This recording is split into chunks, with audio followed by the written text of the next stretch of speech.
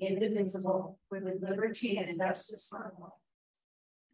When you took roll earlier before the executive session, we are welcoming our student representative to the school board.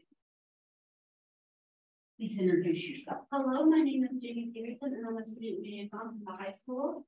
And I'm helping out with providing some input on the decisions that are being made. I don't have any authority to vote on anything, so I just provide input.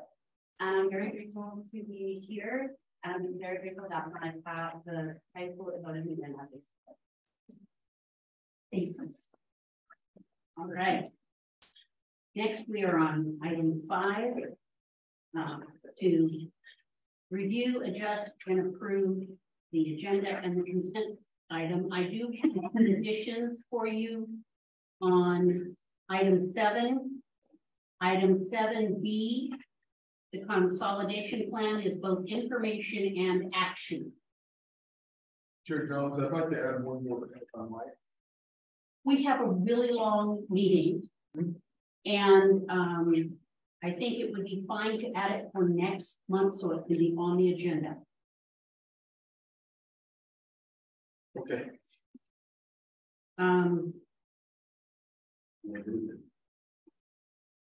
What it is?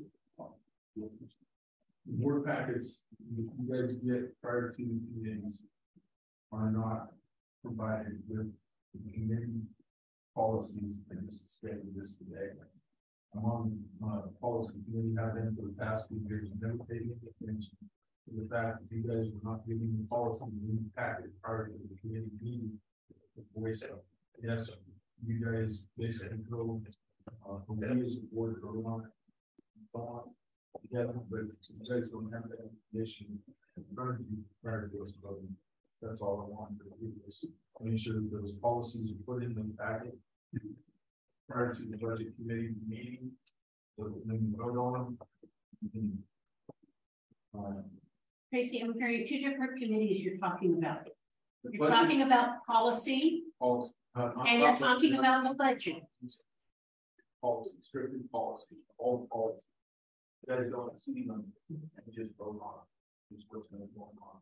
Like all these right here, you guys did not receive these policies in your packet last month, but the committee met and has set these for adoption. And you guys vote on them. So you're voting on something you haven't had a chance to before you vote on it. It's the same. I believe these were sent out in the board. Yes. No,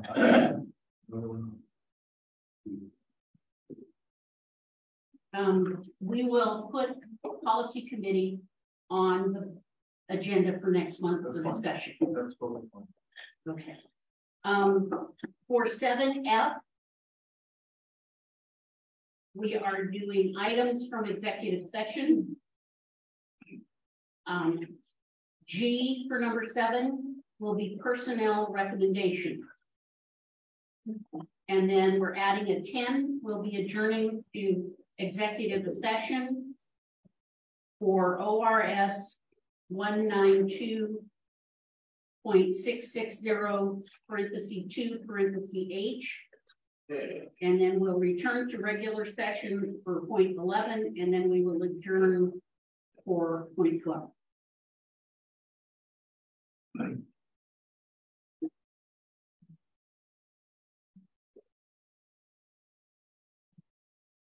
I move to accept the agenda and consent items as presented. Second. All right, we now to approve the agenda and the consent items that have been presented. Tracy Rowe. Aye. Fred Sotomayor. Aye. Julie Robbins. Aye. Barry Kamladi. Aye. Kate Jones. Aye. Motion carries. And we move to students. Spotlight on student education. And Lisa Lester. No, it's here fine. I'm going to our We were invited a couple months ago up to Portland to the Red, if anybody's familiar with that. They had multiple vendors there, one of them was Tyson, and it's basically a big showcase for restaurants to show their food. So they have the television monitor and you can cook and the cameras are all there. One of my employees got to go with me, and so we're learning different ways to help enhance some of the foods that we're making. So it was a lot of fun. But with that, Tyson let all of us know that they were holding a nationwide competition that has 5 winners and to enter. So I went home and I entered and found out that Jefferson Elementary had won, 1 of 5 in the nation, so that was pretty awesome. Lenny Walensky is our person with Tyson Foods, and he's a character. He's fun. You'll see in the video. But they came down and they offered free cheesy breadsticks and pizza sticks for all the kids. They had fun with it. The kids had a really good time. They all got to take home sunglasses and they got to play on cornhole boards. They won those as well. So there's a short video of the kids having fun, and it was really pretty cool.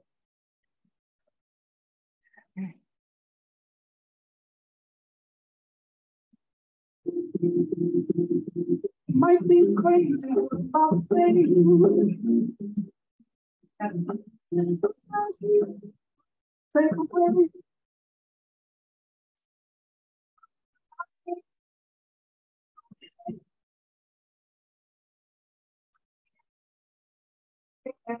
By the way, because sometimes I'm alone, if you feel like a home.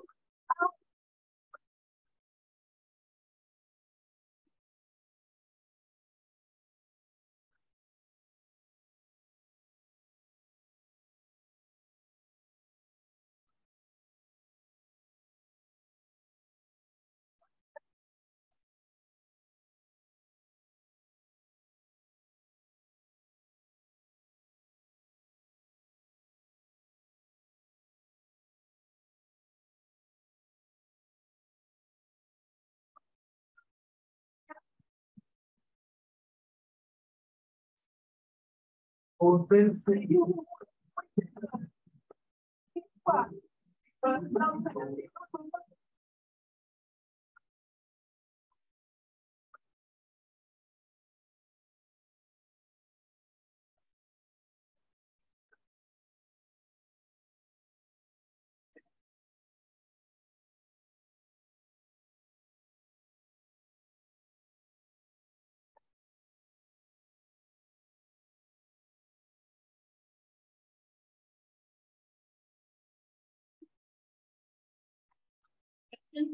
Big pair.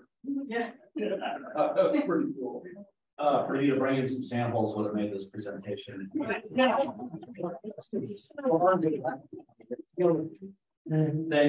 you very much. All right, we'll move on. Reports, financial reports. Awesome. Is there any questions in regards to the financials?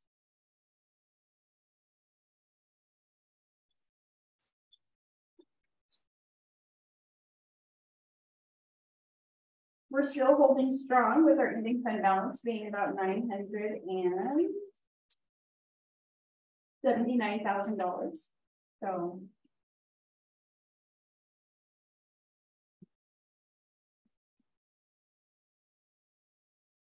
we have 3 months left before school's over. Do you believe that? No. Okay, is there any questions? No. I don't have any. Glad to see that revenue fund balance still remains to be Yes, acceptable. absolutely. Yes. Yeah. All right, thank you. Yeah. Brad, superintendent update. There goes with the board meeting. Tonight's a big night for us because it represents the culmination of almost a year's work. The ODE made a decision to take all the reports we owe them and turn it into one large report. It's called the Integrated Plan. Kathy, Beck, and I have been meeting with other districts and the ESD partners for understanding the new format and expectation from ODE. And Kathy's also been partnering closely with ODE staff to finalize our plan. And she's been locked in her office writing this thing over the last, I don't know, month or so. So I mean, it's a lot of work. She's going to be presenting that tonight and for board approval and comment for ODE requirements. As the presentation is expected to be lengthy, I'm going to make my report brief tonight and make sure I updated and put the important updates in my board reporting packet. Tonight we have our student representative, Jamie, joining us. Thank you, Jamie, for your interest and leadership and contributing your voice and that of your college. I will be giving Jamie our AR and the other information about board participation. She'll be working alongside her student government peers with Mr. Cummings on school-related concerns. So welcome, Lisa. I'll say that I'll be starting a podcast shortly. This will be a way for us to highlight many of the great happenings in the district, as well as the people who work here. It's also used as a good communication tool to let our community know about our upcoming events and district priorities. Our hope and goal is to have a weekly podcast that will last about 20 minutes.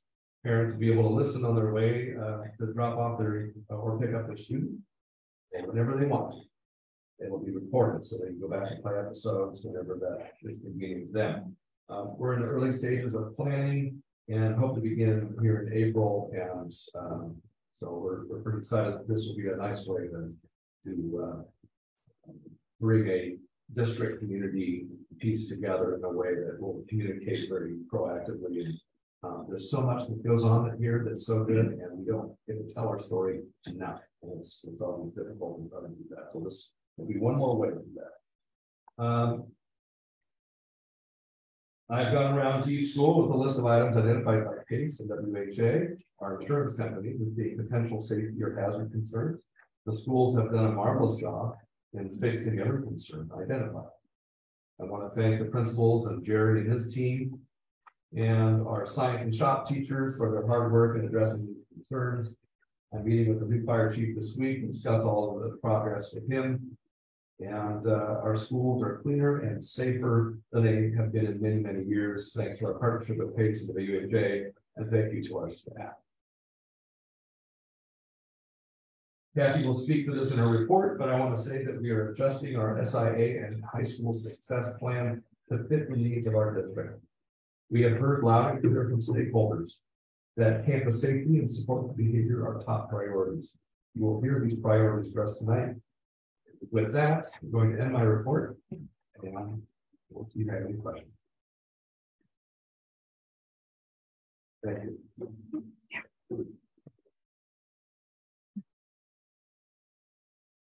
Be able to resume it? Yes. We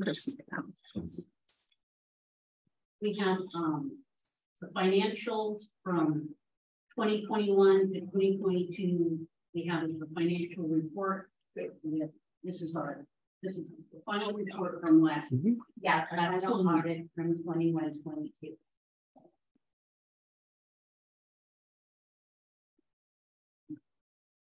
Tracy, can you hear us okay? I can. I wasn't sure if I was up. I can hear you, but it's very light. So it's my turn, correct? Yes, it is. Okay. All right. So thank you for the invitation to present your financial report. David was unable to present it. So I am sitting in on instead and presenting it. So does everybody have a copy of the actual communication to the governing board report?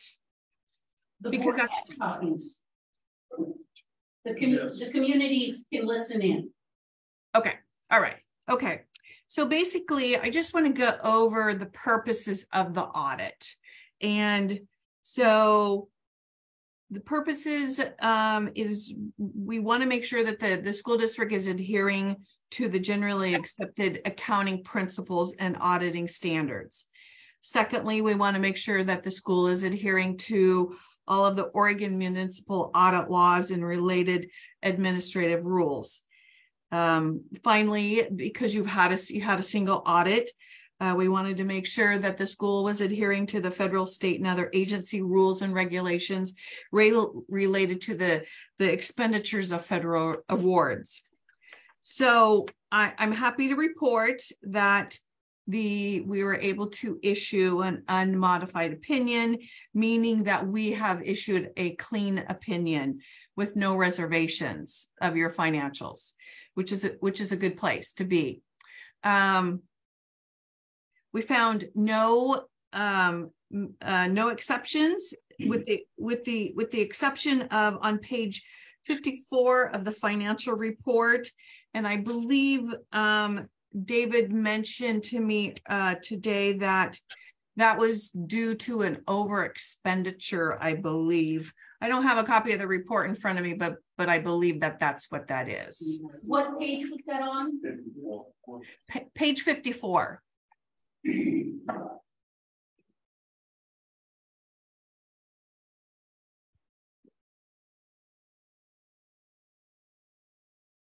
I was going to take a look at that and maybe give some further clarification on what that is.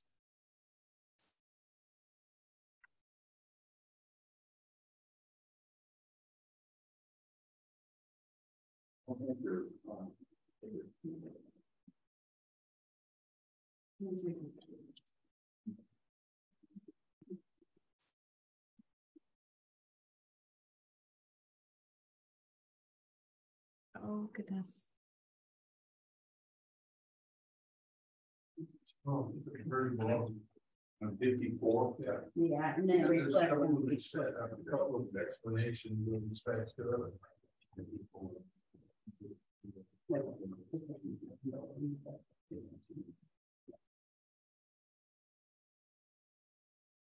Were you able to find it? Yes. It's actually on page 14. Yeah. Debt service fund, debt service was overexpended by 56. Yes. Yeah.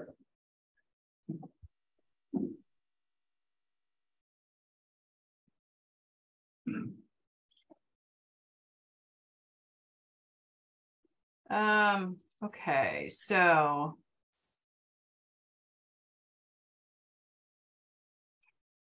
you're saying it's on page 14 instead of 54? Yes. Okay. 14. Yeah, page 14. Just underneath, just above budgetary basis of the county.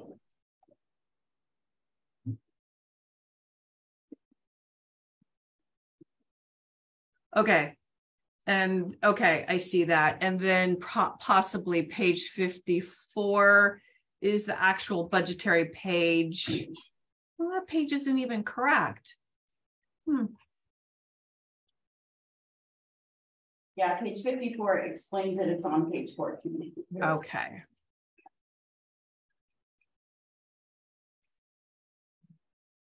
It's a roadmap. Yeah. I know. It is a roadmap. I hear ya. You have to go to this page. It's like a little puzzle. So I just wanted to talk about that a little bit. So it's the budget, so it's the debt service, and there's the ASB. Okay, so it's the debt service. It looks like it was 15,656 over expended. So that must be what the principal and interest payments on your debt. I'm guessing that's what that is. Yes. Okay. It was out of a function that we had budgeted as a whole, but out of that one function, it was overexpensed in that function, but not as a whole. So it was in that line item. So does it fall within credit coding? No, we looked at it. It wasn't incorrect coding. It was that we didn't budget enough in that one line item, but the whole out of that debt service was fine. It was in that function line item that it was overexpensed. Is that something that we need to do a resolution on? No, it's something I probably should have caught before the auditors got there. Good. Or prior to making that payment, just to make sure we didn't have to do a supplemental budget. Okay. Yep. All right. It was my oversight. Okay. And then the next item is the federal awards. We found no issues of non-compliance and no question costs. So which is good. It was so we also issued a clean opinion on the federal single audit. And finally, no management letter. We issued no management letter. So I always tell school districts and other districts that we work on, you don't want a management letter issued, because generally when a management letter is issued, that's when you have to write a letter to the state saying, what are you going to do to satisfy the deficiencies or the material weaknesses. So that is not the case. So it's a good place to be.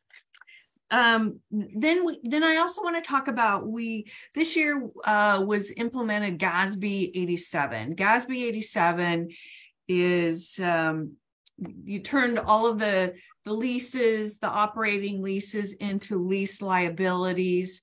If you look through the report, you'll see where we disclose. It's a different disclosure on operating leases. They're now considered lease liabilities. We assign it an interest rate. We amortize it out over the length of the term. So we're happy to see that Jefferson School District did implement GSD 87 this year. Next year, and we'll kind of talk about that a little bit on page 40, page 4 of 6. So GSD 96 is another implementation of another ruling. It's very similar to GSD 87. And so if the school district has any subscription-based IT arrangements, if I understand correctly, you use DebtBook to implement your GSD 87. We recommend that you use DebtBook to implement your GSD 96 for any IT subscription arrangements that you have. So it just makes it easier for the audit process to have all of those procedures into place. So and there's some other GSD pronouncements that are up and coming, but GSD, the GSD 96 is really the most prominent one, just because we're coming off of GSD 87, and that was a bear. So we're hoping GSD 96 isn't as much of a bear this year. So, and finally, I just wanted to go over the best practices. So, and I looked at prior years best practices that we've issued, and it looks like they're pretty much standard. They're the same best practices. There's really no new best practices. So first one is the governing body monitoring. We just recommend that the board continue to have an oversight in the budget process and the preparation of the basic financial statements. And so we just recommend that the board continue to monitor the practice and record in the minutes when those practices have occurred. Most people say, you guys read the board minutes? We read every single board minute. We look at see what kind of activity has taken place through the school district, anything that is audit information. So we do read those board minutes.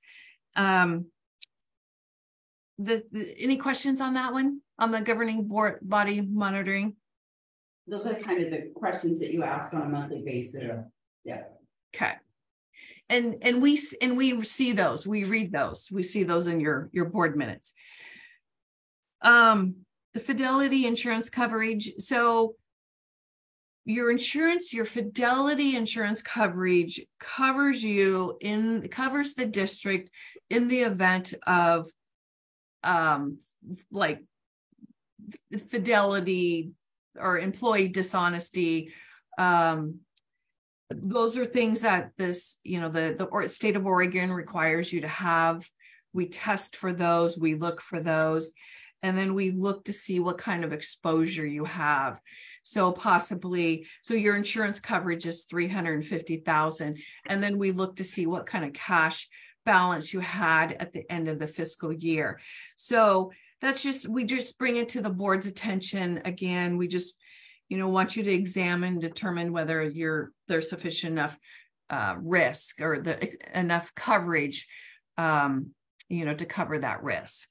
So. Is that something that we have to particularly deal with ACE with, or is that coupled with our ending fund balance that she's talking about? No, it's the cash on hand at June 30. Okay. And how much we have coverage. We're covered for $350,000. Both Brad and I are bonded. So we have that as well. It's something that is written in our audits every year. And, we can look to see an increase on that, but what would the cost be? Certainly. Right. So. Go ahead and continue. I wanted to may I ask one question? What's the recommendation for coverage? Well, so we always get asked that question.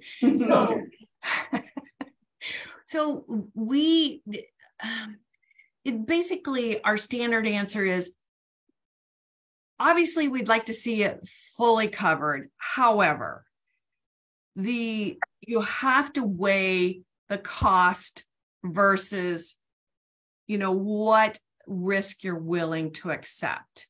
So anytime that we say that, the district or whomever, the client goes back to their insurance company and says, we want to increase our coverage, what is going to be the cost? And they come back and they say, the cost is going to be really, really expensive. Do you really want to take on that cost? Especially when there's so much oversight by the board. You have a lot of oversight. You're looking at financials. You've got a lot of internal controls into place. So you really have to kind of weigh the options as to, do you want to continue doing the monitoring that you're doing, or do you want to pay the increase in cost? So you have to really weigh those options and determine whether it's going to be worthwhile. We really have good internal controls. So we have a lot of oversight. Thank you for your answer. You're welcome. Next item is the service organization. So the district contracts with a service provider for accounting and information technology services.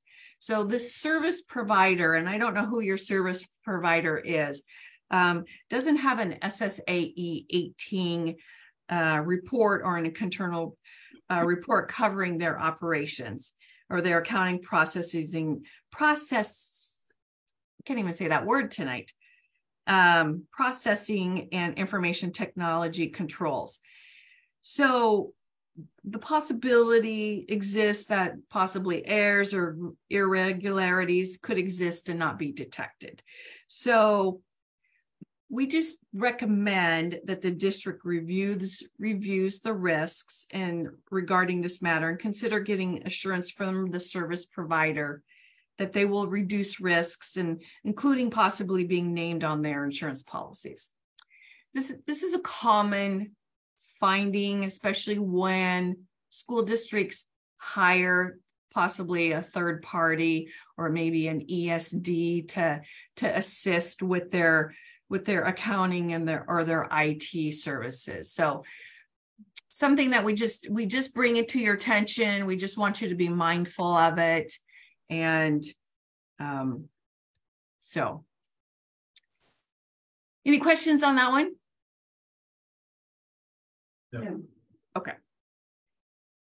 The fourth and last item is the IT controls. So during our review of the IT controls, we found that the super user of the accounting software is the accounting specialist, who is also involved in various aspects of using software. So we just recommend that the board adopt a policy regarding the IT related and internal control.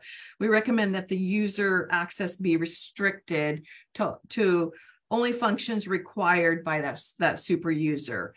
And that super user should also have a separate account and only be used when necessary. And we also recommend that management has a periodic review of the access. So of the accounting software. And that's really all I have to report. It's a good audit. It's a very, very good audit. Your accounting staff, your superintendent, everybody in your office, business office does a really good job. Anyone else have questions or comments? My only going back to the service organizations, I completely support the idea that the district would ask the provider to be additionally insured on their liability policy. It's just a very smart business practice. Yeah, we do contract with LBL for our infinite vision. So we Yeah.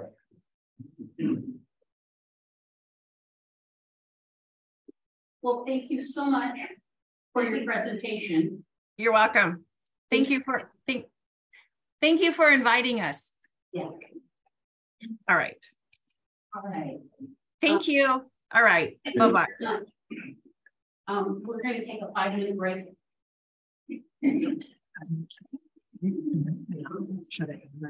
So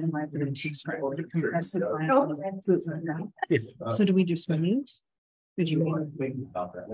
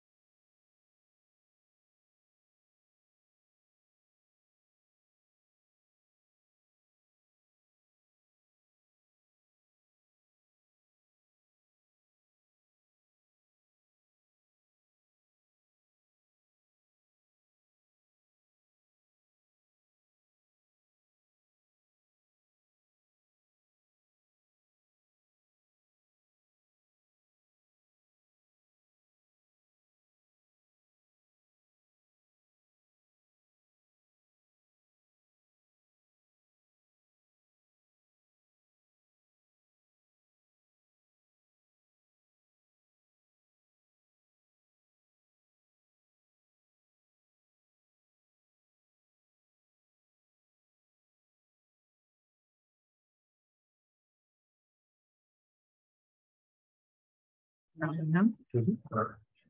to go. This is what she'll have open comments from the public. If they want. All right. All the order. Comment a little bit about the audit. Certainly.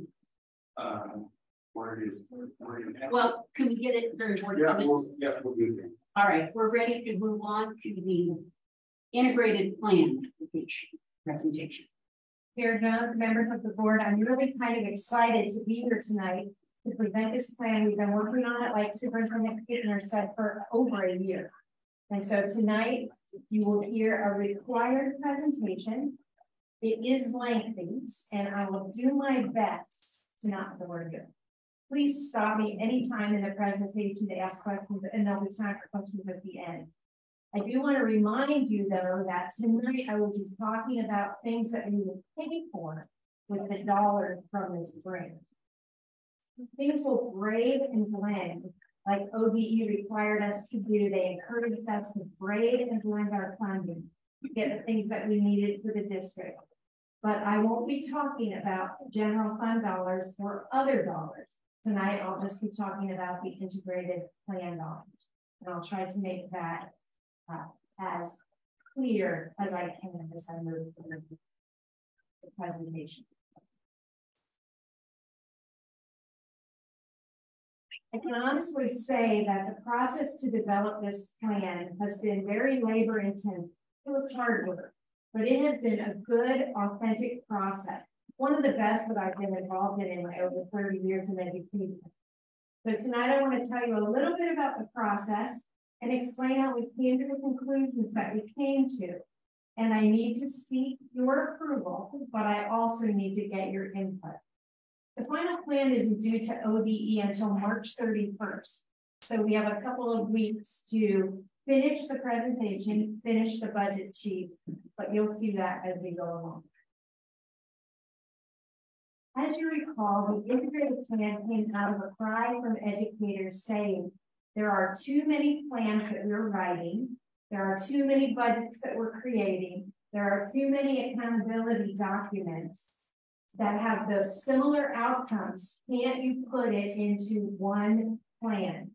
And they heard us and they did it, and now we're all saying, oh, it's a lot for one plan.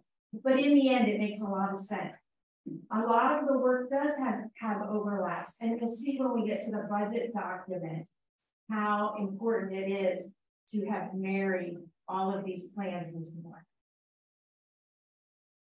You'll remember that there are 6 programs that have been integrated. These 6 we all are part of, but only some of them are funded, and only some of them are we responsible for to put into our integrated plan. We're part of the Mid-Willamette Education Consortium, and they oversee Perkins 5 and the career and technical education. Now you might think, wait a second, we have career and technical education, but we fund ours through high school success. Perkins 5, through the consortium, takes care of that particular plan. Everyday Matters and continuous improvement planning are unfunded. So tonight, I will talk to you about high school success, the student investment account, and the early indicator and interventions. Here's a brief description of each of those plans. Pay particular attention to high school success, SIA, and EIIS. It's also important to note that special attention is to include our student focal groups, which are set by ODE. And our focal student groups are students of color, students with disabilities, emerging bilingual students, students navigating poverty or homelessness or foster care, migrant students, students with an experience of incarceration or detention, LGBTQ2IA+ students, students who recently arrived in this country, or other students who have historically experienced academic disparities. As you can see, we've had a large planning team, and I'm really excited to give you this number because I estimated that we've gathered over 1,000 pieces of evidence in the formation of this plan, either through in-person meetings, listening sessions, mission vision committee, surveys, over 1,000 pieces of evidence gathered. And I think for a school district our size, that's a phenomenal number. Yes, there is some duplication because some people maybe came to a listening session and also completed a survey. But we utilized that information like I have never seen before to form a plan that would really meet what we needed for our students. The integrated application process required us to follow these steps in order to curate a quality plan matched to our local needs. In our case, we took the needs that emerged from the youth truth data. We disaggregated and drilled that down even further, and then presented parents, students, and staff with a needs survey. And that became the basis for what you'll see tonight. We aligned that basis with our strategic plan and our mission and vision. And you will see that what we will have in Jefferson is a seamless education system, is systematic change, systemic change. As I told you, we're required to use an equity lens tool, and we are required to tell ODE what equity lens tool we use. We use the Oregon Equity Lens, and here are just a few of the questions that come out of that tool. But I have to tell you, I'm really proud of how the Jefferson School District always puts all students at the center of every decision made. And while we are required to use an equity lens tool, I can tell you that equity is the tool at the table every time we meet. How will this impact this student? How will this impact that student? Last week, Superintendent Capener sent out an all means all. That's really what happens behind closed doors. All means all. Some of our community engagement highlights I've already spoken to, and these are the highlights that I picked, the things that I felt really gave a form to the plan. And while I know that it's critical to share information about our engagement with focal groups, it's also important to ensure privacy and safety regarding the interaction with these groups. But what I can tell you is that we had deeply engaging sessions and surveys where we received both authentic and critically important information. Some of it was critical of how we do things, but it was important that we listen. You said I could stop you at any Yes, time. you certainly can. Approximately how big is your planning team? All of these people, the planning team is all of these people, anybody who had voice in this plan. And there are a variety of planning teams. And then it distilled and distilled and distilled. Well, you list was 8, 9, maybe I didn't count them, but in our parent engagement participants, and Yes. student engagement participants, I think Yes. that's great, as well as Latinx design participants. You don't have an approximate number for how many parents, how many students. I do, because there are forms of evidence that I have to submit when I submit the plan in my office. But I can tell you that from the youth truth, there were hundreds, probably 600 people. From the needs survey, there was probably 200. There was student listening sessions, parent listening sessions. There are committees at each school. And so it's a lot. It's a lot. And I have all of that information there. I did not count them. The other thing is because the surveys are confidential, I don't know who answered those. So I don't know how many duplicates there are. And there could be duplicates. Thank you. You're welcome. So I'll just move right into this question, goes right into that, Fred. The needs survey. The needs showed two things. The first was that school safety was the #1 concern expressed in the youth truth survey, and not just from parents. It was the #1 concern expressed from students and staff and parents. It made it pretty clear that we needed to take a look about how our students felt when they were at school. It also talked about, and rose to the surface, the need to have some place for dysregulated students to go so that other students can learn. The second thing that our needs survey identified was that there is a deep need in this community for physical needs, such as dental care and medical care and vision screening, free clothing and hygiene products, along with laundry services and showers for family in need.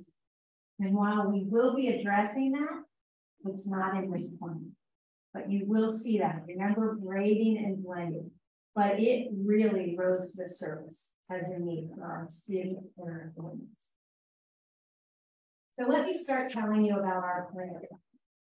We haven't thrown out our old high school success or our old SIA plan. We're keeping a portion of it, and these are the pieces that we're keeping. We balanced the feedback with the return on investment that we were seeing, graded and blended those things, and added these items back into the plan for this biennium.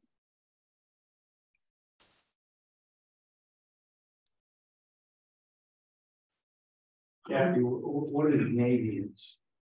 Navians is an electronic college profile. So we always did a hand plan and profile, like 14, 15 pages.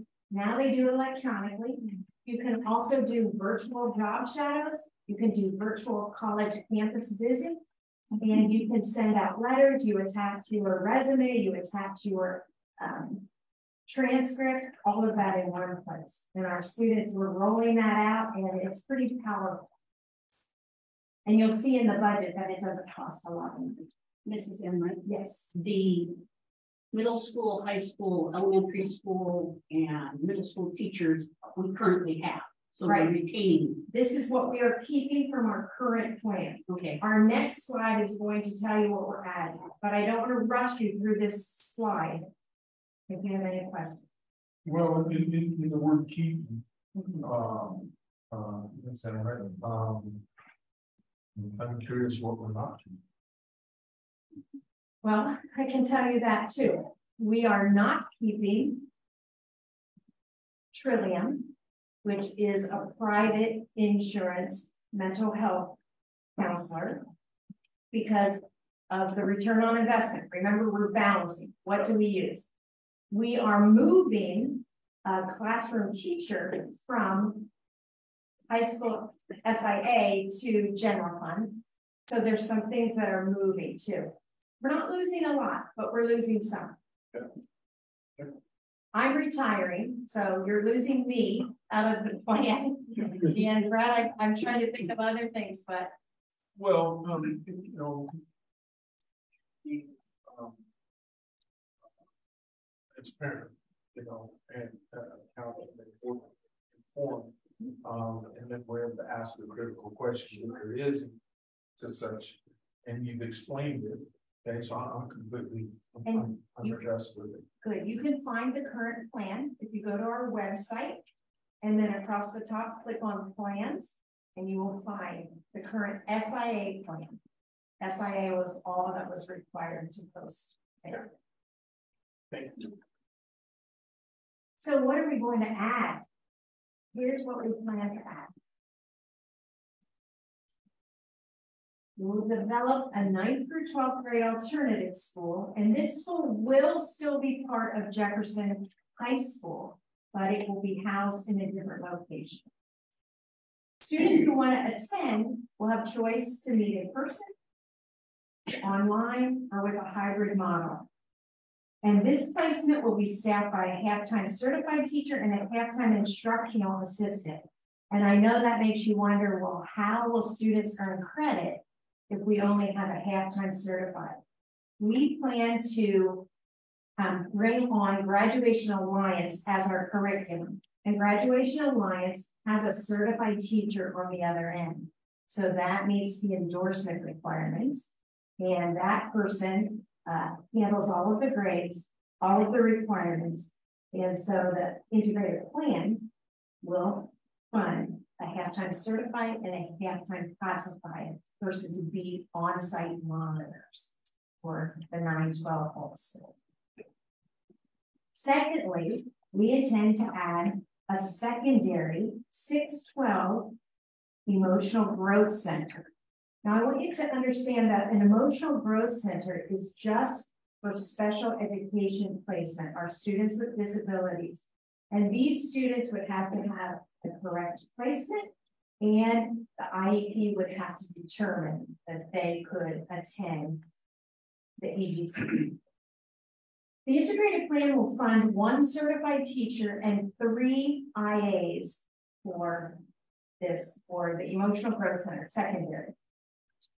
Thirdly, we will develop and implement a primary emotional growth center.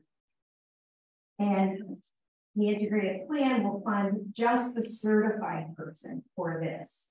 You will hear when you get the budget from other line items that the IAs will be funded in a different way, just not by the integrated. Kathy, you're talking primary and secondary is elementary and Junior high, Junior 6, high. 12, and K-5. 6, 12, and K-5. The 4th edition is a high school campus monitor who will be available to just provide more safety features for the high school. And the 5th edition is a halftime high school reset room. And that's where dysregulated students can go if they need a break, a place to just go and relax until they're ready to go back to class. Any questions on The campus monitor, does that have anything to do with the SRO?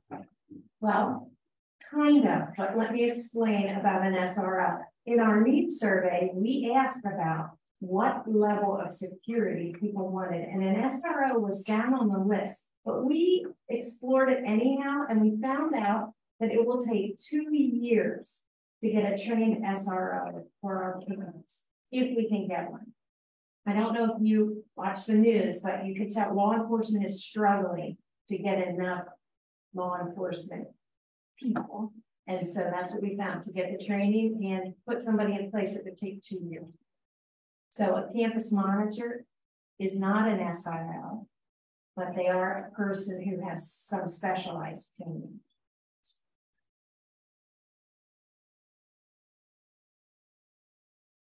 Any more questions on this before we move on? Kathy, on number 5 talks about the reset room behind it. It says IA. Is that instructional assistant? That's right. It's a classified position. It's a classified position. It's being funded by this fund. So we'll move on to the next slide, and we are doing all of this because we have set some outcomes in place for us to reach the need. And these are our 3 intended outcomes. They're long-term outcomes. We are supposed to set outcomes for a 4-year period, even though we're setting our budget for a 2-year period. But we believe that by putting this plan in place, we will see progress even next year. We believe that some of these things will instantly help our students feel safer, help them find a place where they can establish their own emotional well-being. And we also believe that we will see academic progress. You'll see those in our 3 outcomes.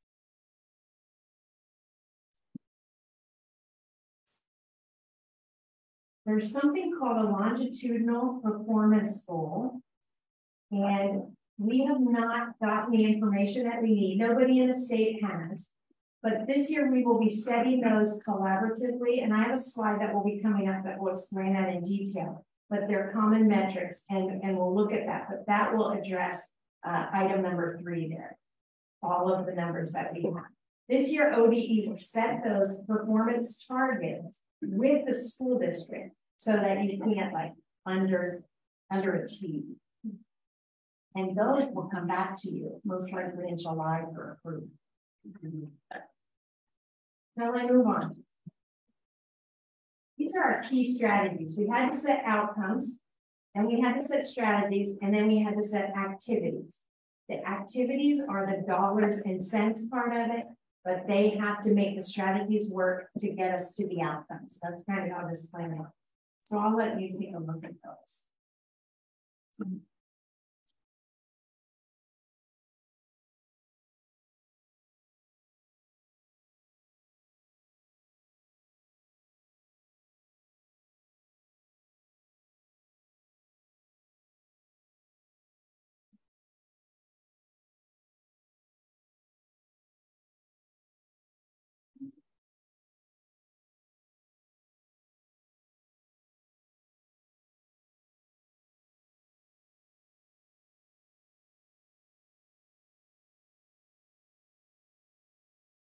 Mrs. Emmerich, are we maintaining the 19 positions at Alignment Career Academy, or are we adding to it?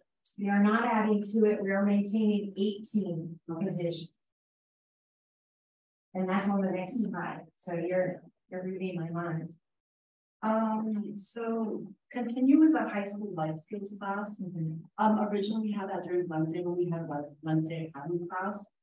Would that be a separate required class, or would there be a return of Wednesday academy? Or? Not life class, we mean life skills. Life skills. So it's the class beside this event. Okay. Yeah. Good question. Are you ready to move forward? Let's move to the next slide. These are our key investments. And you guys know that staffing is our best but most expensive asset. This plan adds or maintains over 10 FTE. And we believe that we'll see incredible return in this plan in 3 ways. One, our students will feel safer and they'll come to school. 2, our learning environment will improve when our dysregulated students have a place to go when they need a place to go. And 3, we believe that opening all of this plan will bring some of our students back to our district. And that in and of itself will also bring funding back into our district. Is it adding or maintaining 10? It's both. It's the things that you saw. We are maintaining some of those staff, and we are adding some staff to equal over 10. How much is for each? Well, we're going to see it in the budget, and we can go right down through it when we get to it. But I think it's probably, we're probably maintaining 3 to 4 and adding 6 to 10, 6 to 7. Thank you. I did not prepare for that question. That's what I'm here for. Thank you. One of the things that you also should know is we have been asked to present or talk about what we would do if the funding comes in, if more funding comes in, or if we can't provide for some of the positions that we put into our plan.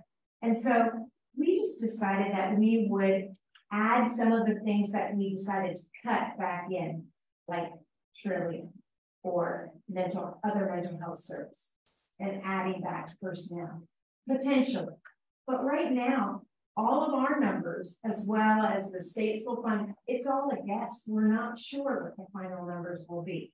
So this is our tiered approach in case we can't hire the people that we want to hire, or somehow we get more money that comes into the integrated plan. And 1-3 budget for you. Yes. Is this based upon the governor's suggested budget? This really isn't, but there's a formula that includes student numbers. And so they've given us these allocations, and we're just not sure if they might readjust some of the allocations. It's quite, this part is. Now, the part that Hattie will be presenting in a month to you, that is based upon the governor's budget. SIA and high school success are not necessarily, however, it's all tied. Yeah, it's not necessarily co-mingled, but the dollars are going to come somewhere. They come from somewhere. Yeah. And if you remember, high school success came out of the voters voting to have that plan. And so there is someone, you say, not commingling, but the same pot kind of gives us a lot of different funding streams. So I apologize for how small this is. I hope you can read it. Jen zoomed it on the screens for you, but this is the first part of the budget for you to look at. And I would draw your attention to the first 3 lines. Total allocation for 23-24, total budgeted amounts, and unbudgeted. And I want you to know that I am no accountant and I am no fiscal manager, but it is still my job to present a balanced budget. And you can see on that unbudgeted, we have zeros all the way across, which means we are presenting to you a balanced plan. It all could change if they change our allocation. But this is where you will see all of those people that we've added. And you can see there is an FTE line. And this is only the top part of the budget. You have the second page, which is coming. In all honesty, I want to tell you that in order to fit it on one page, I had to hide some columns that were coding columns only. You know, FTE, what code did they take? So that will all be on the website with all of the columns, but this is the meat of what you needed to see. So I don't know if you want to take a minute to look down all those line items, because the copy that you have in front of you is probably awfully small to see.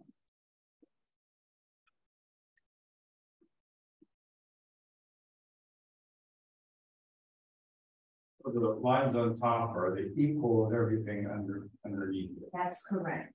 That's correct. And then the second page has the rest of the expenditures. You will see that most of our expenditures are in personnel. However, the 18 slots, the 18 slots at Willamette Career Academy cost the district $90,000. And that's a big expenditure. But if you talk to any of our students who are attending WCA, it is a great return on our investment. Kathy, are all of the students that are attending WCA this year still active? There are 2 students who are no longer active, and they were part of the junior class.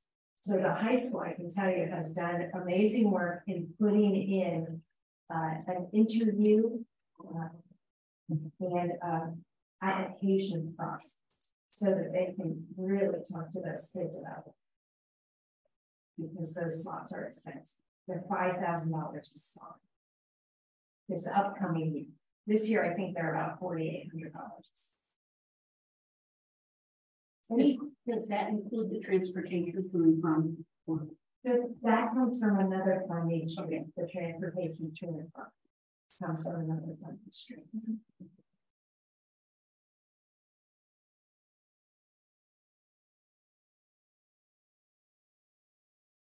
Any other questions about these 2 slides?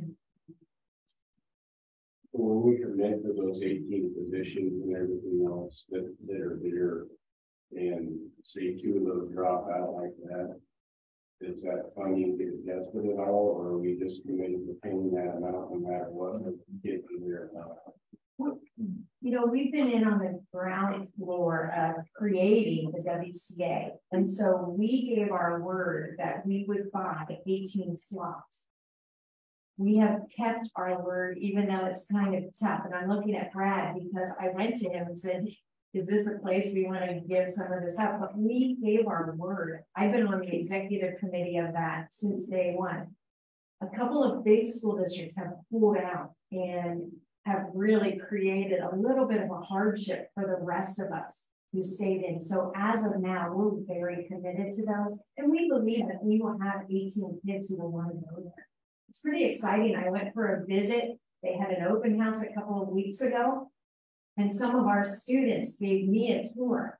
And it was just so much fun to hear how excited they were and how proud they were, what they were doing and what they were learning.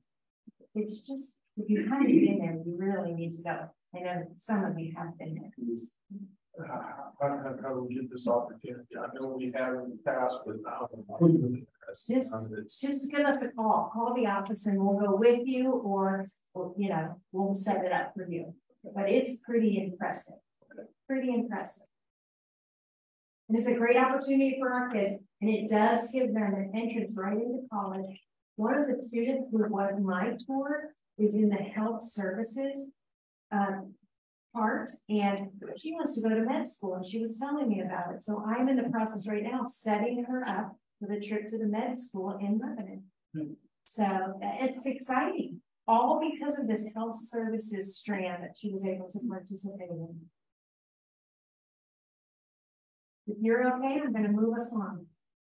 This is this page that I told you about the longitudinal performance targets.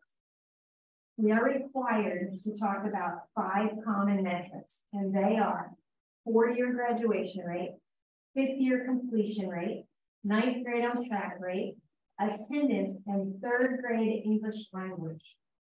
And so we have to set goals, 4-year goals about those, and we have to use our focal groups. We have to close the gap. And we use historic data. Now, I will tell you that I've seen the data, and like every other district in the state, there has been regressions because of COVID. And so it's much harder to set these performance targets. That's why the state wants to collaborate with each district, and we'll be bringing those back to you to vote on after we collaborate with the state. But they also allow us to set local common metrics. And I'm pretty excited about that. And so let's move to that one. We will feel like we are successful if our students and staff feel that our schools are a safe place to live.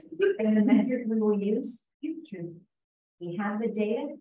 People were very honest. We will be able to see it as real data. I think we'll also understand success when we see students returning to our district. I think we'll measure our success when students report on improved emotional well-being, their improved sense of belonging, and when we look at these academic longitudinal targets, and we see that we are making progress. And that's how we understand success.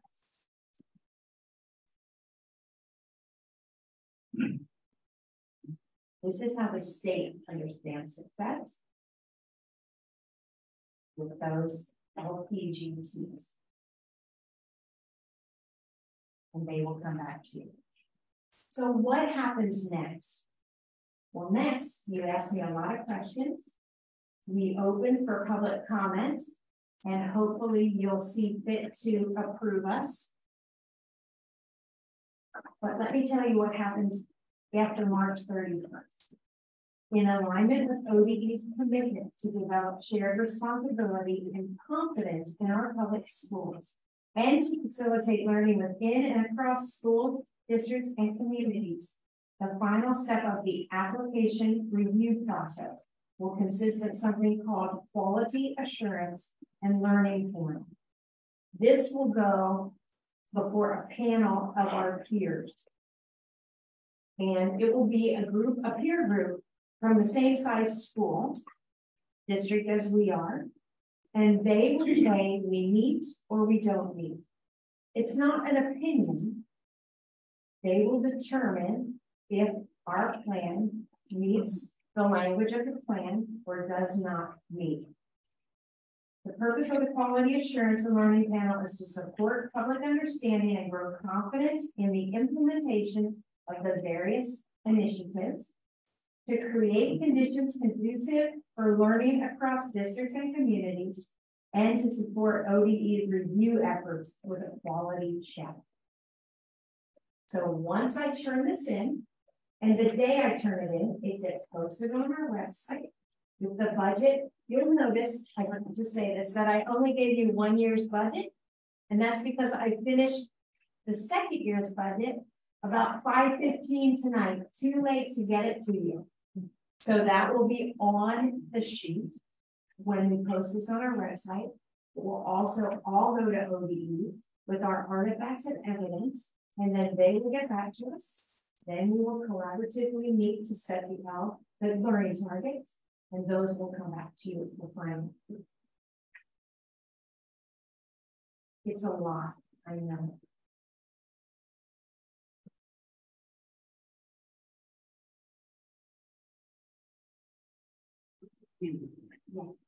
Setting the longitudinal progress plan. Do you get lined up for that with ODE by how soon you turn in the plan?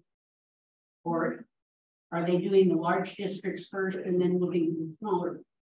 No, they said that they will start to set things up in May and June, and I reminded them that I am retiring in June, and so we're going to try to work something out in May so that we can get that done and have that off the plate. We have looked at the data. It just came to us at the end of February, the current data, and so we've already been dabbling a little bit in setting those targets on our end. However, they did ask us not to present those to the board tonight because they want to wait until the collaborative process has happened. And then that's why you are assured that those will come back to you, most likely in July, potentially in June.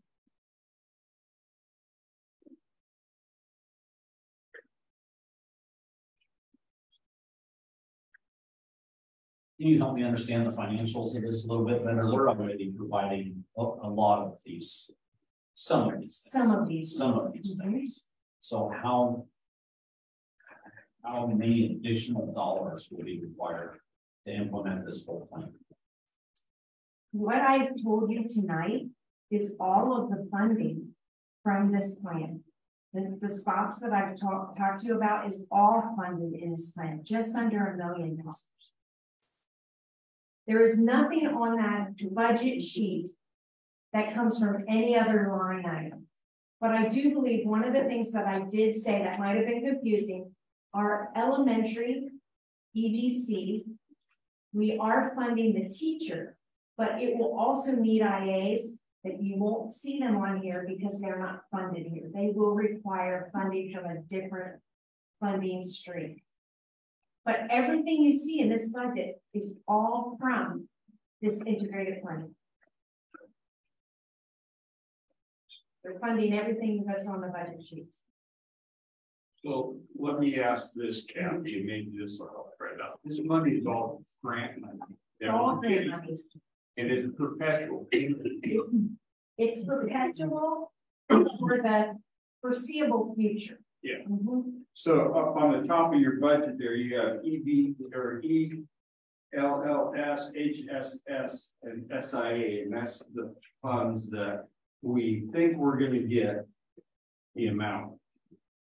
That's correct. Yeah. That's the allocation that we know at this time. Correct.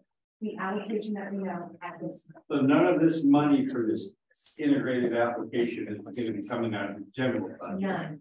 Correct. None. You see my budget for this plan in its entirety. Does that answer what you're asking, Fred? Yeah, I guess I didn't realize that like the 18 JSD students that are one career academy coming from the HSF activity budget already. So yeah, right. And the high school success, that's such a good question because the high school success prior to this year never had to come before the board. And so you may be unaware of some of those spending. So that's why. That's why it looks like we can do so much. Because there's an extra $250,000 in there. It looks like we have some questions from the audience. So I guess I'll just call your name and then if you'll ask your question, they should be on the If you'll call their name, then they can. Okay. Charles Vickery. You want to come close to a mic? Or the top, I don't know. Either one. It picks up better. All right. So the first thing we'll get another question on is you kept bringing up the youth truth survey. On the parent side of it, hardly any were filled out. I've been in the last couple meetings. And I noticed a lot of the kids didn't fill them out, but often kids really know what's good for themselves. So you're basing this big old plans and they've taken that survey correct until this short time and then they're gonna vote on all this tonight? Is that what I'm understanding? The youth truth survey was a portion, but then there were multi-layers of other portions. Right. And I think we had 200 or 300 parents that were who sent in survey results for youth truth. I think so. Don't quote me, but I know it was pretty low. I think my junk mail. Either way. And then the school monitor, like what can you go in depth? What can they actually do besides stand there and watch? It's like a teacher could step out of the room into the hallway and watch. I mean, are they allowed to restrain students? So we're going to waste money on something. He's just going to watch it happen if we keep him around. That's my other concern. And the last thing, the trillion is the mental health you're talking about dropping. Do they have a backup plan for that? Just because you can tell mental health is a huge issue right now, especially to find help for that mental health. I mean, you got kids going to school and going to school to learn. I mean, as soon as it gets warm, you got kids half dressed. There's no way out of it. I mean, no wonder these kids can't learn. You're sitting here looking at these girls, hormones are crazy, and they're already wearing them. I mean, really, what are we doing to even do something about that? Clothing up there should be an option, but mental health is huge. And I think we don't have a backup plan for that. Get rid of that. I mean, how do you put it on mental health? That's my biggest question. and I can tell you, I can answer one of those questions. So trillium can only see a small portion of our students who have insurance. Right. And so that's why we changed that when we added all of these mental health support. So that's why there are a lot of other options. And then just like this monitor, that can meet a lot more of our students' needs. So that's what we're looking at, to see how we could really address more of our students. Right. As far as the campus monitor, we believe that the campus monitor will be able to do things that a classroom teacher can't, because a classroom teacher needs to be with their students. They can't step out in the hall and leave the other students trying to attend it. No, I'm more talking between class, because usually if they're in a class, I mean, they're in a class, but usually it's between classes, lunch, breaks. That's where you see these problems really arise and happen. Like when I was in school, none of the teachers were in their class between break. They were all standing at the door in the hallway. That's pretty hard to get away with something. Now, a lot of them are left to their own device. I mean, it's true.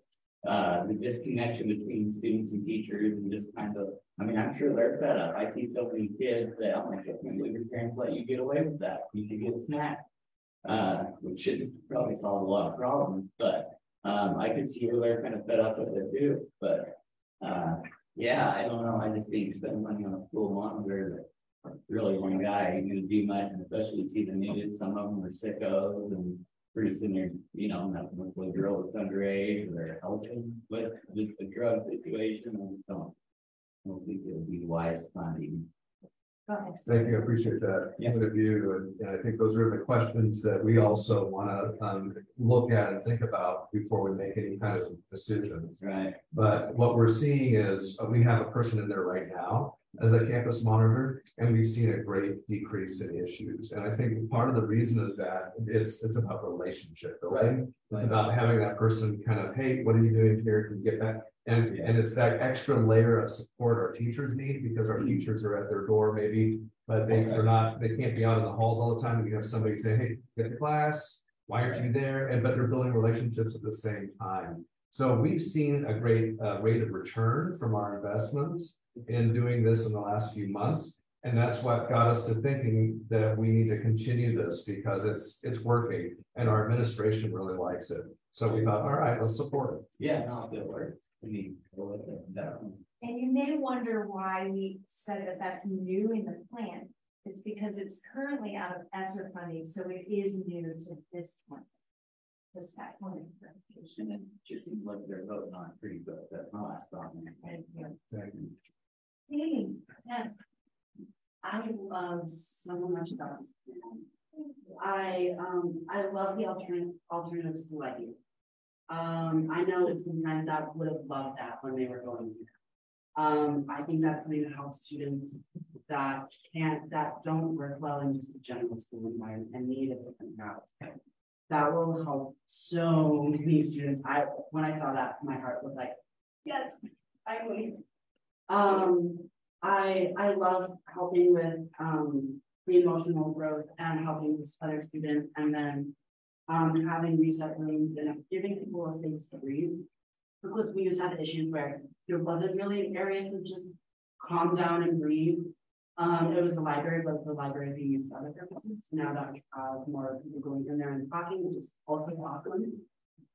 But students would have really a quiet, secluded space where they can be monitored, but they can't really need to breathe. But having reset rooms like that, they can just sit down and breathe. That will be incredible to have. But specific needs alternative store is just an awesome thing to have.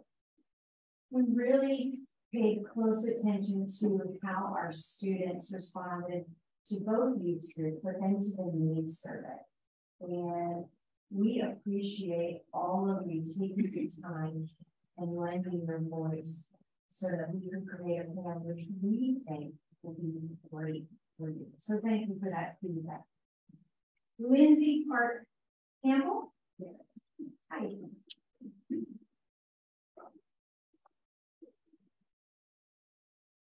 I just had a quick question on the EGC class. Is that something you said that's for kids that are on IEPs? Is that available to all kids on an IEP, or does that depend on like eligibility? It depends on eligibility, okay. Placement, and the placement team decision. Oh.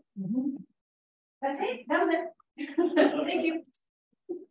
That's my list. Kathy, I got one more question.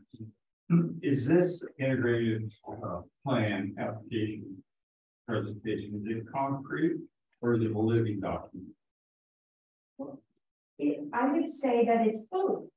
It is concrete with the allocations that we have now and the thoughts that we have now. However, it's also a living document because if we can't hire somebody, if you recall, we've had problems hiring certain positions, then the plan has to adjust. So I think it is a living, breathing document, but the plan as I presented tonight is the plan that we hope we will have the allocation for and that we can get the right employees and the right items.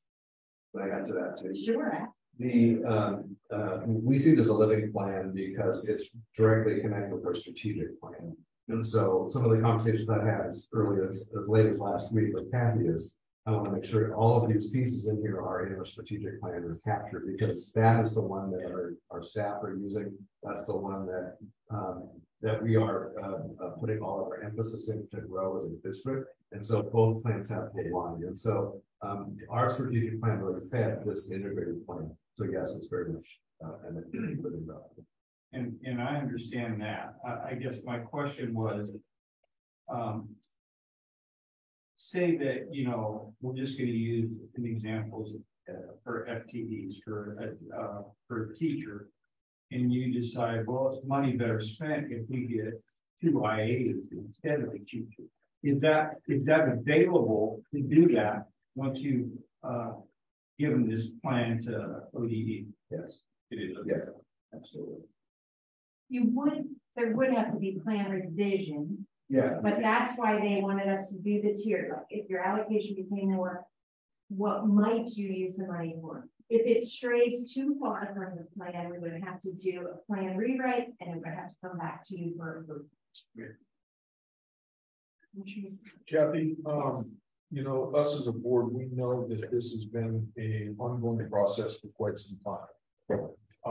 Can you please highlight for the audience, as well as the community through the web view, how long you've been working on this plan? Well, this book came out, I think, in December a year ago. Okay. And so that's how long we've been talking about it. That's how long we've been strategizing as to how are we going to get the input, how can we get more voices involved, what can we do to authentic communication. And then we started working the plan. I read through the book a couple of times. I went to 4 trainings where they kind of worked us through. And I've been writing now. I don't know, maybe for 3 months, and this is the easy part.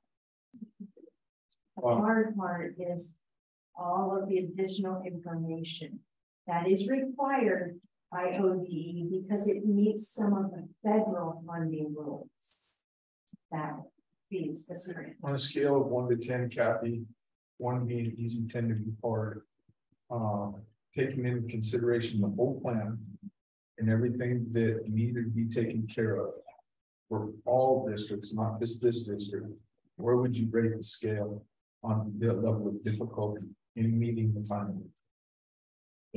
I will say that it's very difficult.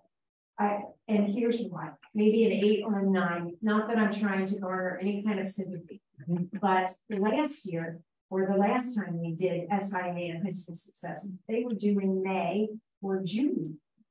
But because this process is so much heftier, they moved this up to be due in March. As you know, we have no idea what the general fund is going to look like. So while we have an allocation here, we're looking to bring and when, we don't know what the other funding streams are going to look like. And we don't even know if this funding stream is going to be what it says it is. So that made it extremely difficult. And to have to present to the board prior to this being due. So, you know, I still have 2 weeks to finish all the other parts that don't have to come to you. But wouldn't it be better for me to have it all completed and be able to come to you with all of that knowledge? But it's just not possible. So most people have either presented to their boards in February or in March. And then we'll finish up all the grunt work that goes with it and present it. And remember, the day it's presented, it shows on our website with a video of my presentation and your comments and with the budget. Links to all of it for public listening. Any other comments from the board? I have one comment that I would like to say and then turn it over to everybody else. Kathy, I've been on the board now for, I can't remember. I've gone through 2 election cycles, I think totally 10 years. Right. And in all the years that I've been on the board and us trying to get to a point where we have up-to-date curriculum it's all about student success and student achievement.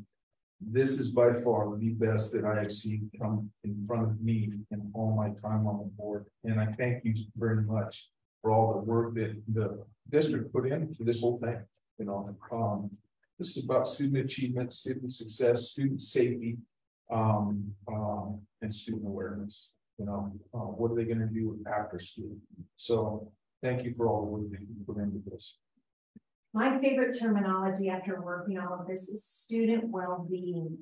And I think Jamie would say this too, that our kids are struggling and they're suffering, and they were very honest in their replies to us. And because they took a chance and were very honest, I feel like this is a solid plan that will affect our students' well-being. I have one comment too, Kathy. I too appreciate everything you've done and all the hard work you put into this. And I just want to comment a little bit about what this fellow from the audience said. This isn't new to us. We've been working on this for years, a couple of different years. As far as when the SIA money came out, we talked about what our priorities were as a district and talking to the teachers and talking to the parents and so on. So this isn't like, oh, we're just getting to approve a budget of $1 million in one night. You know, we've been working on this for several years. So anyway, I'll piggyback on that. Understanding all of it when you're sitting there and you have every one of these different programs coming at you and they're continually doing that. I mean, an unfortunate part is you're trying to hit a moving target that they won't even answer for. You're taking your best yet and trying to put it all into there and say, I hope we can make a ball when we're done here, because you know it's just out there, and that's always been the hardest thing for me to understand. I mean, it's a guessing game until they come out with a concrete number on something. One of the things I do appreciate all the input that's been put in here. you know, touching on all the things that are there. I mean, yes, mental illness is in everything that goes on right now. It's in the news, it's in everything and it's in the state's eye and all those things. So touching and having those abilities to be able to have more resources, more places to go, or different avenues to live, is huge. You know, and we haven't had that in years. I mean, back in my day, you know, a long time ago was, you know, we had a counselor and you had an issue, you went in, talked to the counselor, and the counselor could give you an avenue to go or other things like this, and it could help that same thing with the nurse that we had and all those kind of things that were there. So, you know, things have changed in one area, but yet they're kind of diversifying it, but now it looks like they're trying to bring it all back under one plan. To me, is what I'm understanding on all of this, instead of having so many plans to monitor. So, you know, I hope that makes it simpler, helps us become more focused on, you know, what we're truly trying to achieve in the district. So, thank you. I have, we have the online version for mental health available to anyone that wants to go to the website. There's also a mobile app to get in. It's available to anybody in the community. So it's been a focus for the district for a while. I appreciate everything you've done. Right. Just wanted to say that we wanted to listen. We were very sincere in trying to understand, coming off of a pandemic, what our kids need in order to move forward and help them and our teachers. And this has been a real team effort. Kathy's taken the lead on putting it into the writing and marshaling it together. We really appreciate it. Thank you for all your hard work. But it's been a team effort with many, many voices, principals, you know, other administrators in the district, meeting regularly to talk about these things, talking to their staff about it, you know, working and communicating with the associations about it, talking to students about it, because we wanted to get it right. We wanted to be able to present something that helps the district and where everybody feels that it's the right word. And so all the principals have gone to their schools and have presented and talked. We received feedback today. I asked for that feedback to say what was the general consensus, and we got a lot of support and a lot of people going, yeah, this is the right word. So I just wanted to say that because I feel really good that we're taking the steps to improve and build this district that is a shared value that a lot of people are saying, yeah, this is the word. Thank you. So one last comment I have to make is I want to thank our staff, and our board, and our community, and our stakeholders, and our students who have participated through providing information, participating with the strategic plan, participating with just voicing their opinion, and accessing our district website and get the information and ask questions when they don't understand.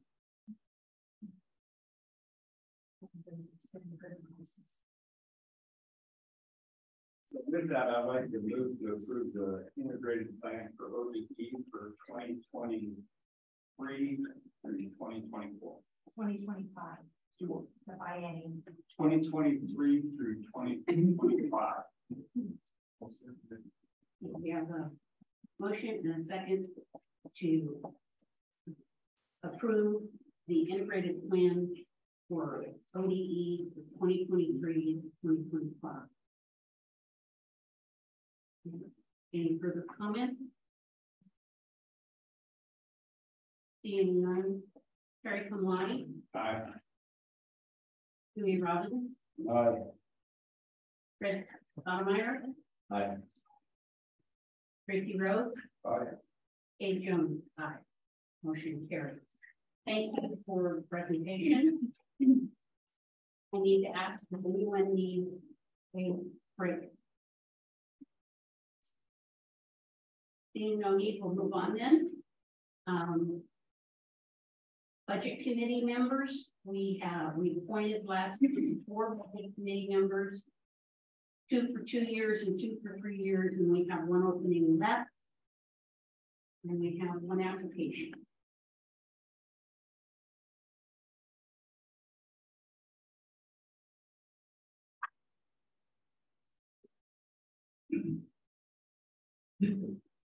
I move to accept my budget committee application and appointment to the Jefferson School District budget committee. For the term ending 2023, 2024? 24. 24. I'll second. Okay, I have a motion and a second to appoint Mike Mendez to the budget committee for the term ending June 2024. Tracy Rowe. Aye. Fred Sotomayor. Aye. Louis Robbins. Aye. Terry Kamadi. Aye. A. Jones. Aye. Motion carries. Now moving on to superintendent evaluation. Now I'm going to turn it over to Mr. Kamadi. So, as part of the process of the board, we have to evaluate our superintendent by a certain timeline. And we have completed that process. So I'd like to read the evaluation summary for public record. The board of directors of Jefferson School District 14J has completed the annual evaluation for Superintendent Kaner of the 2022-2023 school year. All 5 board members have served at least 18 months and have been able to observe and be part of the success achieved this year. The evaluation focused on 1, 8 professional goals, and 2, the superintendent's goal. Regarding the 8 professional standards, we determined that Superintendent Kaner performance was accomplished performances in the area of visionary district leadership, culturally responsive instructional leadership, effective organizational management, and policy, governance, and advocacy. In the areas of the effective financial management, inclusive district culture, communication and community relations, and ethics and professional norms for effective performances. The board determined that Superintendent Kaner has done an effective performance on attaining the goals set last April to maintain curriculum planning at levels to build a stronger K-12 articulate model in English language arts and mathematics during 2022 and 2023. During the past year, Superintendent Kaner has led our school district in piloting science curriculum before adopting it. He has focused on the best interests of students, staff, and student moral and state guidance of health and safety. The board will be working with Superintendent Kaner over the next several weeks to develop goals for the superintendent aligned to the district mission and vision statements, the district strategy plan, and district values. The board is looking forward to working together to continue the success of our district.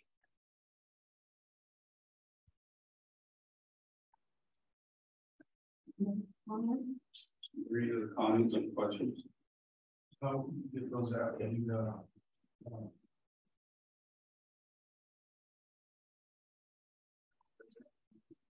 okay. Board comments. I move to accept the superintendent evaluation of Brad Kaner for the 2022-2023 school year.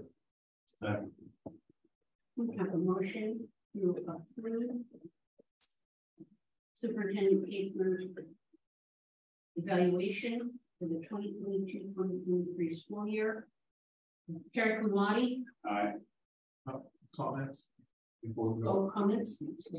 That's what I already did the motion out there first. So, Anyone got a comment? Are we just going to accept that what was done? Yes. Or okay.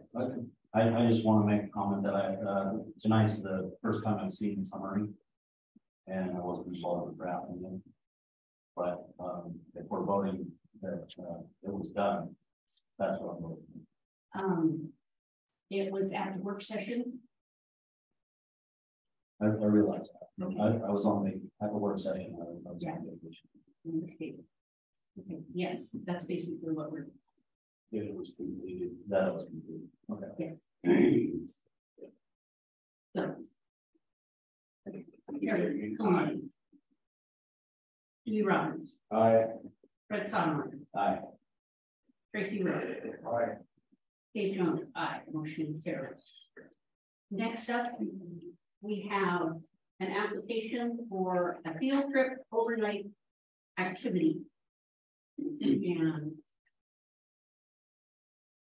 Kate, you want to tell us about this, or is someone else here to share? Rick Martin takes students out of state to a FFA convention.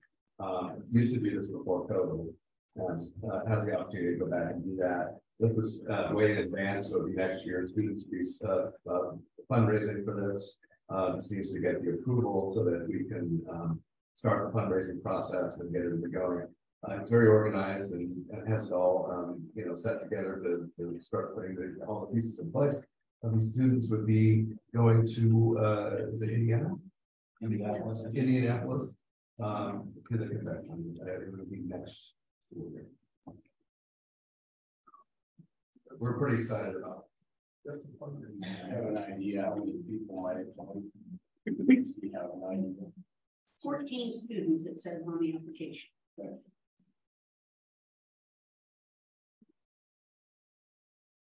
So I move to approve the request for the out-of-state national FFA field trip to Indianapolis, Indiana, which will take place in the 2023 to 2024 school year. Second. Okay, further discussion? Seeing none. Tracy Rowe? Aye. Fritz Sattlemeyer? Aye. Lee Robbins? Eric Mulati? Aye. Kate Jones, aye. Motion carried.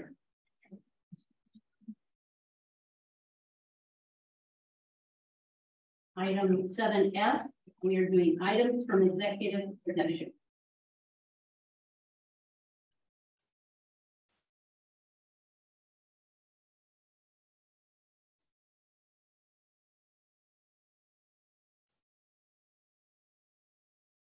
On the matter of the district litigation against Jewel Labs Incorporated, I move to authorize the district clerk or deputy clerk to execute the settlement agreement prepared by district legal counsel.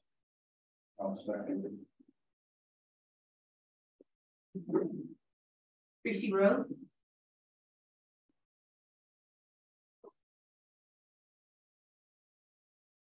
Hey. Fred Sattlemeyer? Aye. Lee Robbins? Aye.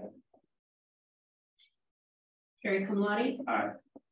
Kate Jones votes aye. Motion carried.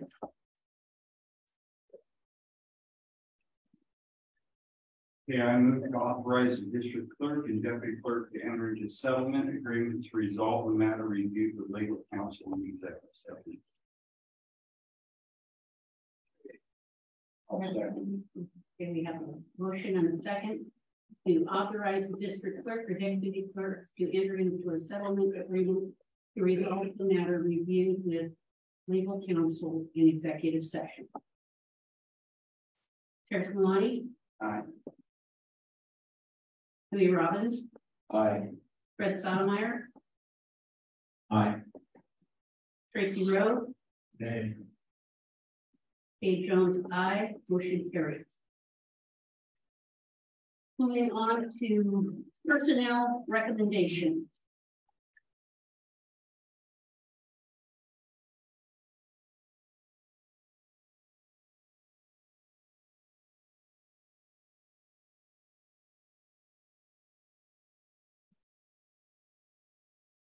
I move to accept the personnel recommendation of March 2023 as presented.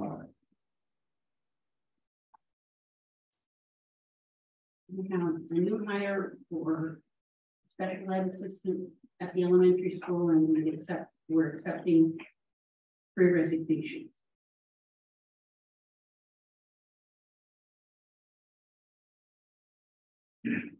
We rented Kira, Melissa Goniger, and Victor Downs.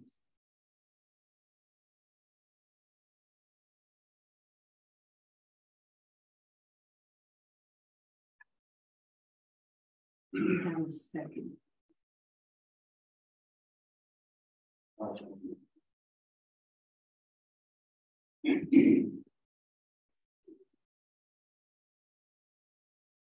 Terry Kamani, Aye. Julie Robbins, Aye. Brett Sotomayor, Aye. Tracy Rowe, Nay. Kate Jones, aye. This motion carried.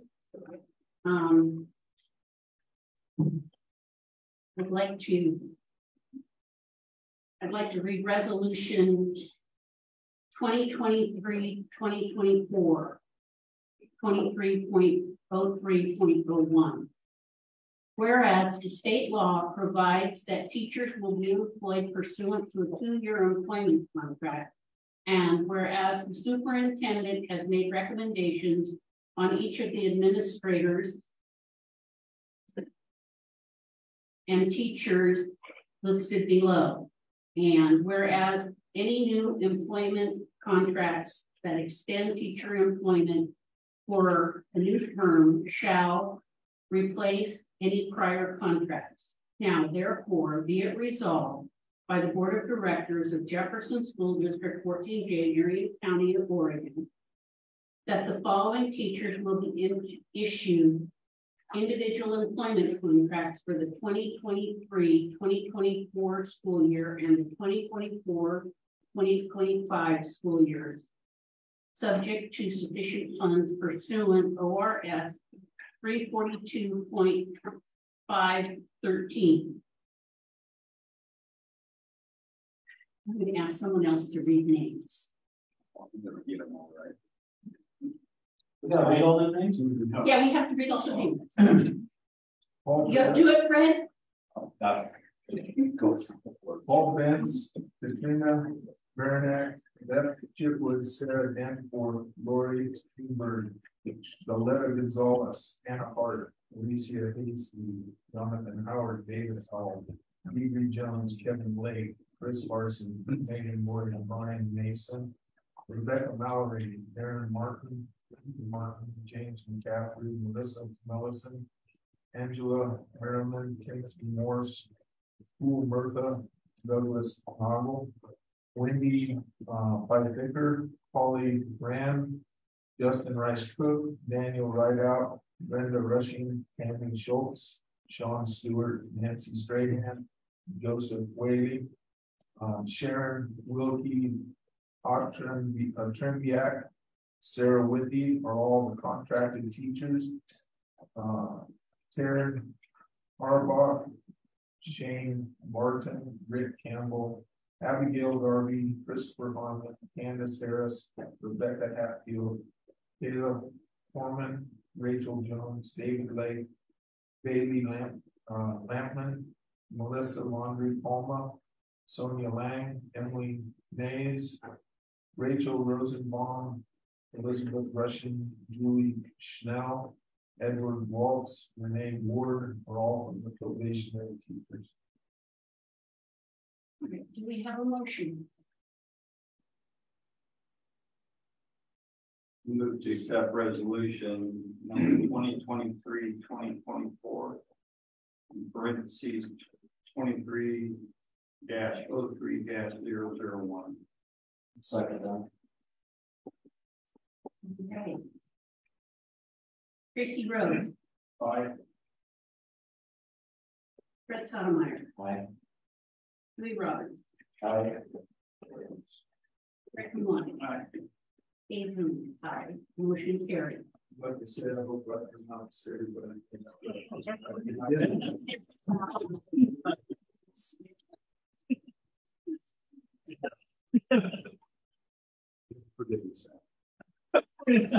Thank you. We have one more to read. I'll read it. Okay. Resolution number 2023-2024, 23.03.000, administrators contract extension. Whereas state law provides that administrators shall be employed pursuant to a 3-year employment contract, and whereas the superintendent has made a recommendation of each of the administrators listed below, and whereas any new employment contract that extends the administrator's employment The new term shall replace any prior contract.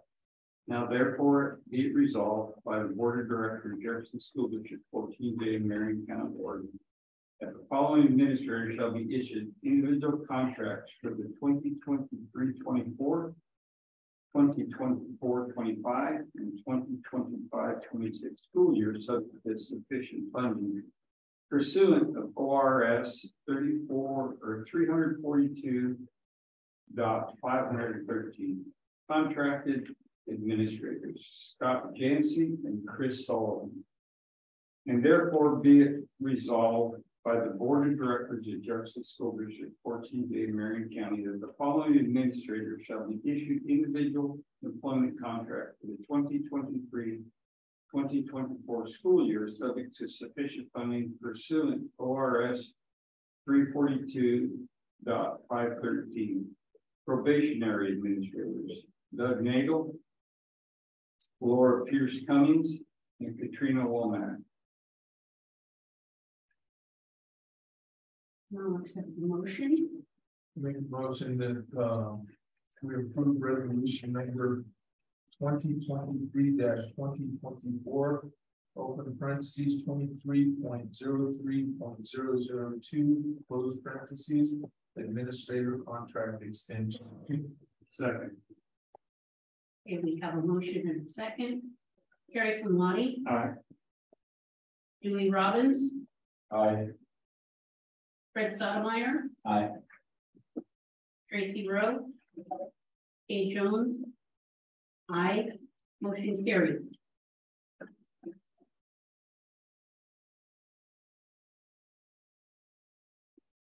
My agenda.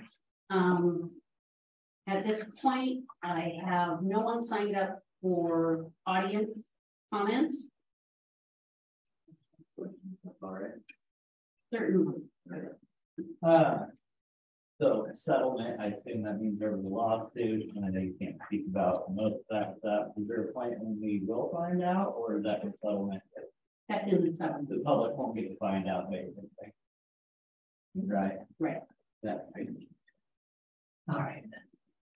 You don't make the laws. Oh, I know. I know. No, I know how to. I know the rules. Jonathan do so. I know. I already know. All right. Board comments. Tracy Rowe.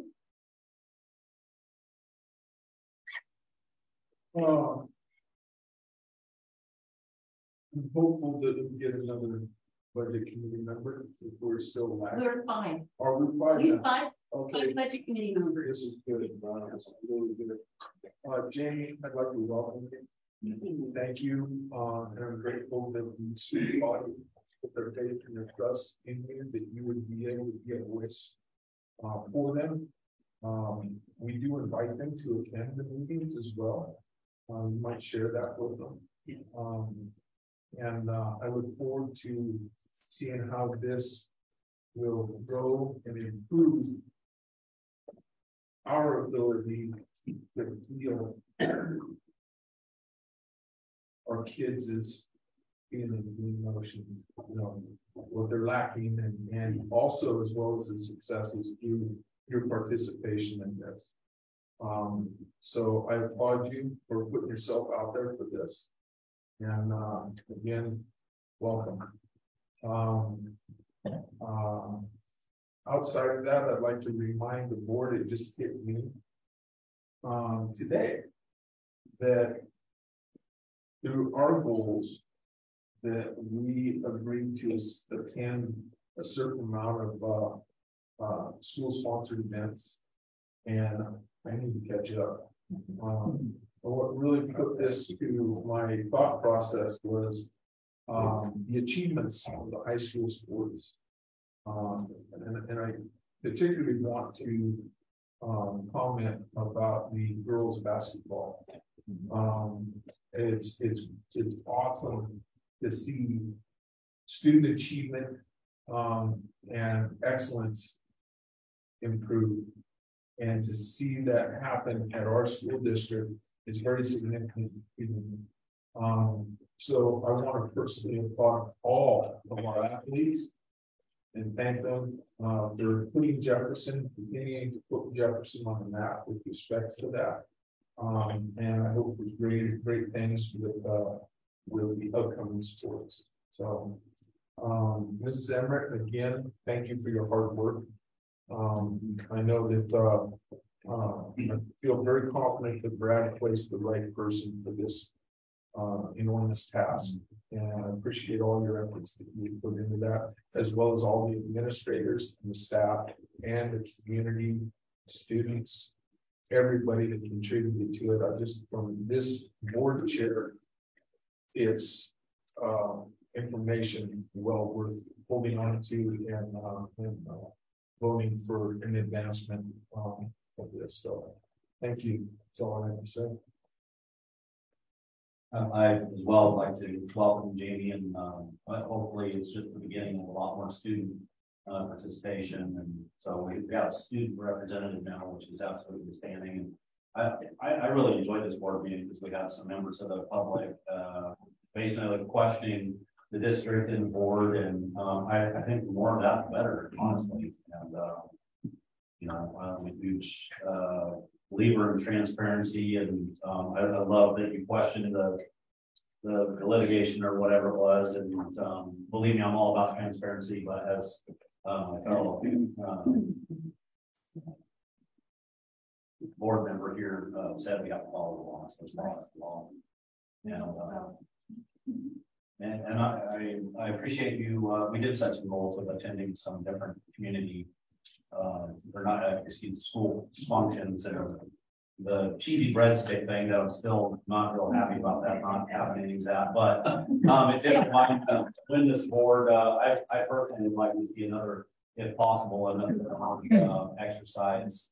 What that reminded me of is when we served and how much work what physical work it was to serve the staff breakfast staff morning. I'll never forget that my whole life. I don't work particularly hard for a living anymore, and so that made me earn my money as a school board member, which of course I don't get paid in this. You were funny. But I personally, I appreciate bringing that back up. It kind of fell off the radar there. If possible, I'd like to see the group effort on that. If not, I'm on the step. Thank you. Managers on the board, some of the best things that happen is when we get into work sessions. You know, there are other things with this HSF and all these other things that we have. We haven't always had the best participation from that. I always think maybe it's about the time of days we do it, when we do it, seemingly how we do it, all the different things like that. But we try to be flexible on that stuff. So I think some of the best things we've ever had is coming with collaboration. So all the hard work that's been done by all our staff, everybody involved, getting me stepping on board there and bringing a voice to that.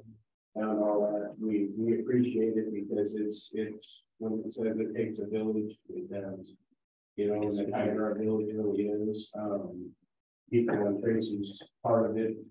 I mean, I've been going to the state 2A state basketball 2A when our guys are in 3A. I've been going to this championship basketball and football stuff since 1977. 77 was the last time Jefferson played in a championship for the state 2A title. Lost to Vernonia by 6. You know, it was exciting to see them get that close, you know, and have the opportunity that they had, considering they have lost some of the athletes, but it gave the opportunity to other athletes to actually shine. There was a lot of opportunities that came out of that, and sometimes change is good. You know, even though a lot of people don't like it. I think our district culture has changed. A lot of things have changed in the 10 years I've been on here. I appreciate all our work that Brad and his staff have done. And I appreciate a lot more of the participation that we're starting to see. And that brings what is called community and community is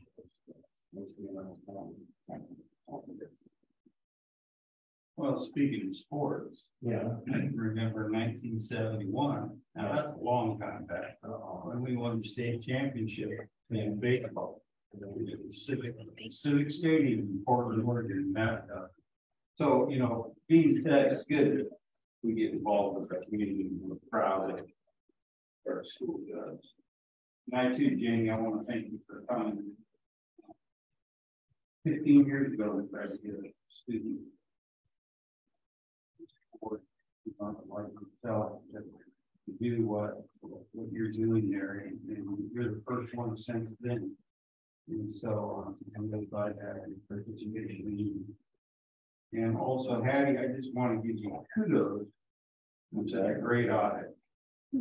That is a lot of work that you and Brad and the rest of the staff in there do. And I mean, I did my taxes the other day, and I hate working with that stuff. And you do it every day. And so our team works every day towards that audit, from administrators to Brad to me to Barbie. So it's important to us. It's not just a week thing, it's an all year project. It is every day. And again, you know, we had a great audit, so I want to thank you and the people in district office for what they've done. Welcome. And I would like to piggyback on what everybody else has said, just because I really appreciate the turnout we've had. I appreciate the questions that have come up.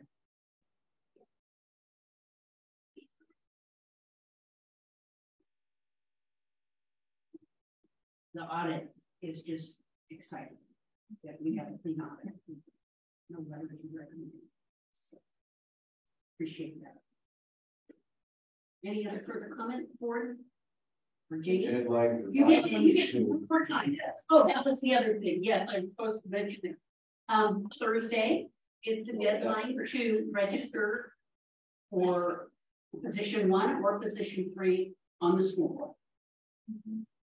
And that closes this Thursday.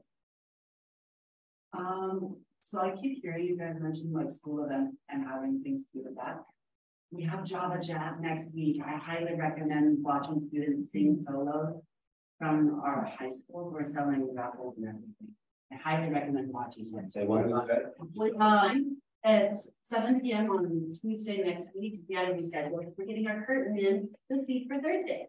So we're very excited to get new equipment for theater, as well as also being able to do our Java Jazz concert, which we sell coffee, we sell food. So you get to sit down, talk, have some food, and we can sing, and tell, group songs from our concert card from our classes. And we sell raffles. My parents donated handcrafted gifts. I think a couple of people have also volunteered to volunteer some items and other things. So Tuesday. Next week on Thursday there will be conferences. Yeah. And that is at the high school? That will be at the high school. Yeah. And tomorrow we are going to our fire districts for Lynn. We unfortunately have to reschedule it for different time.